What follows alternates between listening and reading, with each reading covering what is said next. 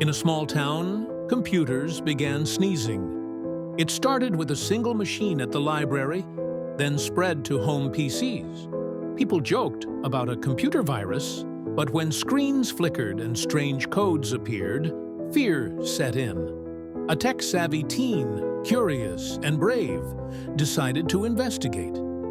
She discovered an old, forgotten server in the basement of the library, humming with life. It was sending out signals, causing the sneezes. As she unplugged it, a hologram appeared, revealing a message from the past. Protect the future. The sneezes stopped, but the mystery lingered. Hit the like button, subscribe, and leave a comment to support us.